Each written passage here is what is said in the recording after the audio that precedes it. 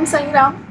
मेरा नाम सोनिया है और मैं साईं पूजा चैनल में आप लोगों का स्वागत करती हूँ। आज हम लोग बात करने वाले हैं शिरडी के बारे में। सब लोग साईं भक्त शिरडी का नाम सुनते ही कितने उत्साहित हो जाते हैं, कितने खुश हो जाते हैं। ऐसा लगता है कि बाबा बस बुलाएं और हम शिरडी जाएं।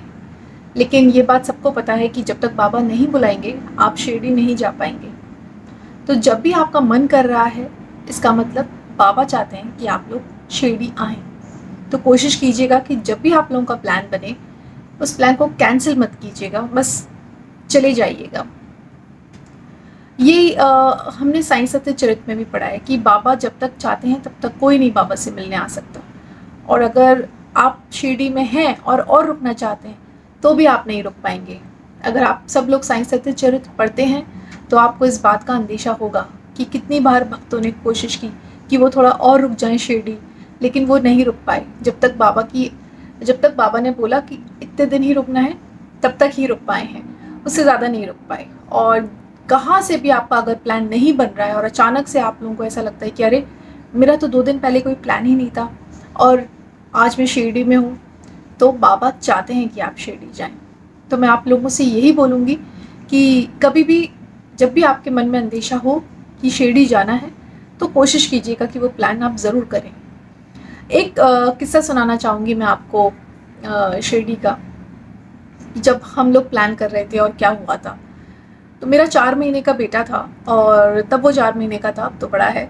और हमने सोचा कि प्रेगनेंसी के टाइम पे काफ़ी मैंने साईं सत्यचरित पढ़ी थी, तो मुझे यही लगता था कि बस बाबा का आशीर्वाद रहे और सब कुछ अच्छे से हो जाए तो हम इसको ज़रूर शिरडी लेके जाएंगे। क्योंकि मैं खुद शुरू से साईं भक्त रही हूँ, तो मुझे था कि मेरा बेटा भी जल्द से जल्द शिरडी के दर्शन करे, बाबा के दर्शन करे, बाबा का आशीर्वाद मिले। हम लोग गए, मैं, मेरी मदर इन लॉ, हमारे एक ड्राइवर भैया हैं और मेरे हस्बैंड।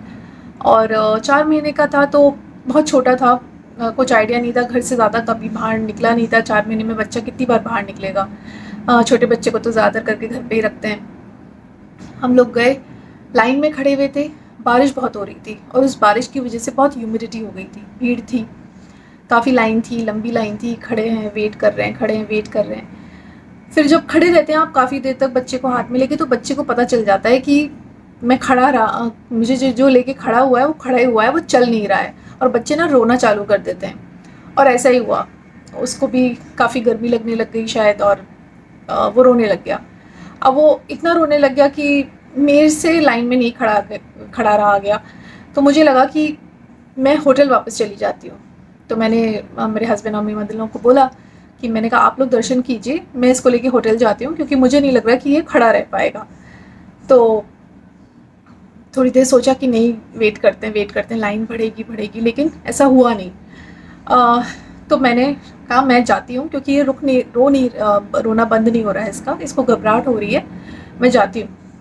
मैं जब टर्न करने लगी, मैं आगे तक गई और फिर मैं वापस बैरिकेड्स को क्रॉस करके टर्न करने जा रही थी। तो वहाँ पे कर्मचारी हैं, उन लोगों ने, और वहाँ पे कुछ पुलिस कर्मचारी भी रहते हैं, उन्होंने बोला कहाँ जा रहे हो, वापस कहाँ जा रहे हो? तो मैंने कहा बच्चा रो रहा है, मैं नहीं दर्शन कर पाऊँगी, ये बहुत ज़्यादा रो रहा है, मैं नहीं लाइन में खड़ी रह पाऊँगी।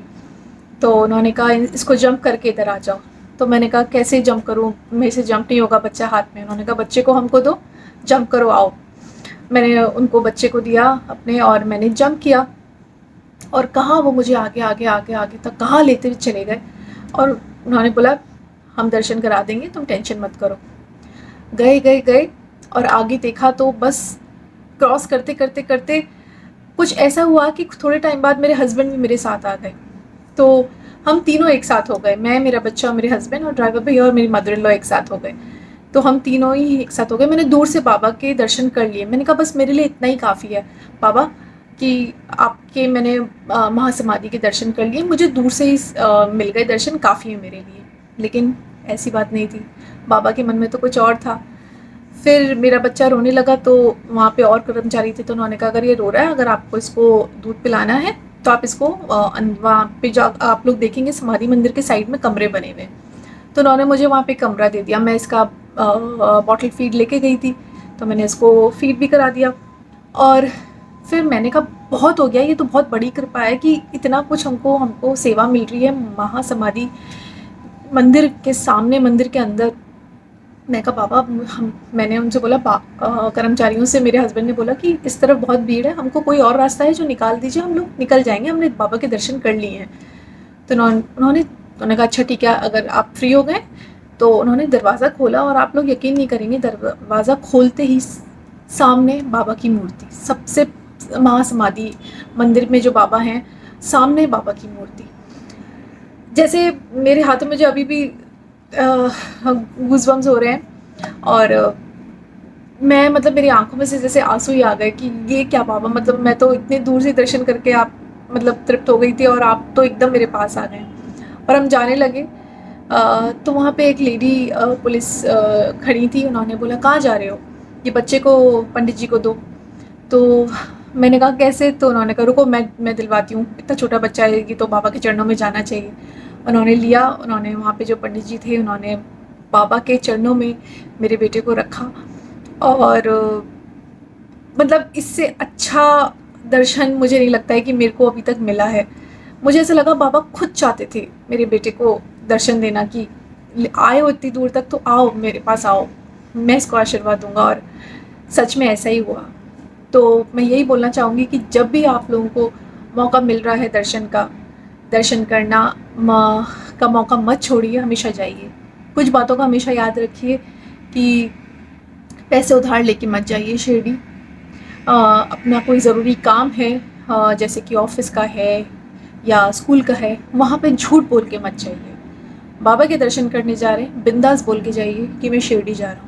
अगर मना करना लिखा होगा तो शायद मना हो जाएगा, इसका मतलब आपका जाना नहीं लिखा है। लेकिन क्या पता कोई भी शिरडी सुन के हाँ बोल दे कि हाँ जा रहे हो, मेरी तरफ से भी बाबा को प्रणाम करना।